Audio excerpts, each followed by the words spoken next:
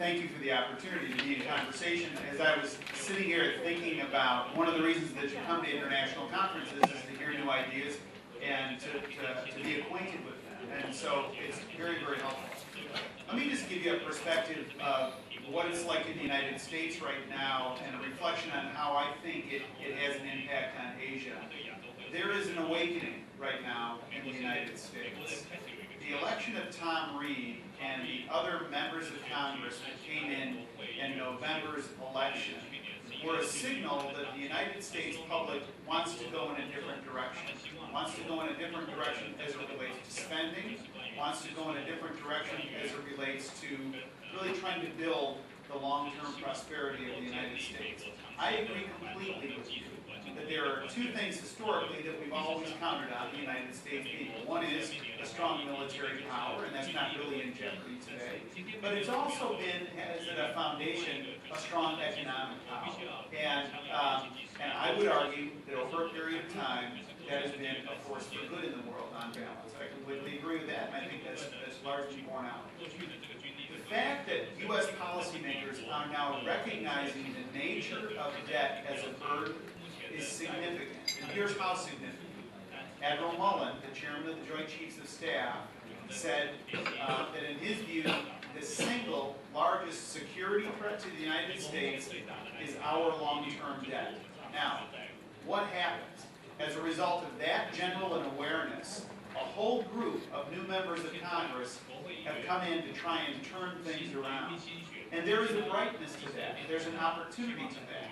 My wife and I, as I mentioned, we're here together this week. In November, we were in South Korea. My father was a company commander in South Korea. And when he left Korea in 1953, and then he returned with Elizabeth and me and my mother back in November, he looked out over Seoul. And to say he couldn't recognize it is an incredible understatement. It blew his mind how different it was. He said, Peter, when I left Seoul as a young American combat officer in 1953, there were hardly any two buildings that were standing on two stories. And now it's been completely transformed. Seoul, South Korea has gone from a recipient nation now to a donor nation. And it is an exciting nation with all kinds of possibilities, the likes of which Congressman Reed and I are saying we want to be in a free trade relationship with that economy. So I don't know enough off the top of my head about the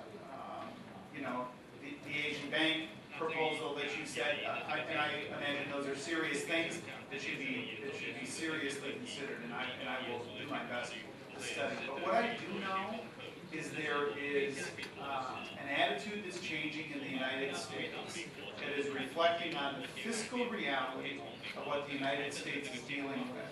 And when I was in Korea, I met with their chairman of the Foreign Relations Committee, and I asked him, I said, Mr. Chairman, what advice would you give to U.S. policymakers as we're interacting with China? I said, look, we've been living with the Chinese on this peninsula for centuries and centuries and centuries. You surely have some good advice.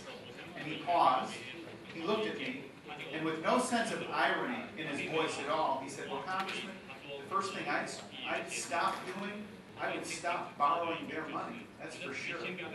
So there's an awareness in the United States that the days of being able to borrow are over. The notion that you can borrow and spend your way into prosperity is a fool's errand. And the American public has woken up to it. They've sent Tom Reed to Congress. They've sent a whole new group to the House of Representatives that have said we're going to make difficult choices. To my friend who's the senior and most experienced legislator among us, whom I never would want to run against, by the way. She seems very, very compelling. We reflect our constituency. And my constituency in suburban Chicago has said we need to take new steps forward. That means some difficult days ahead for the United States, but with a pathway for prosperity that's laid out.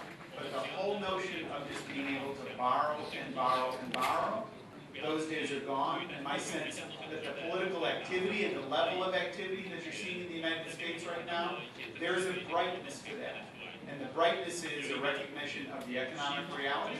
Let's make choices, let's move forward, and let's make sure that for the long-term prosperity, not just for the United States, but the long-term prosperity of the world and ultimately security, those things have to be netted out. So we recognize our role, and we're doing our best to do the types of things that should come to the end, and it's my hope to be able to report that we have that successfully.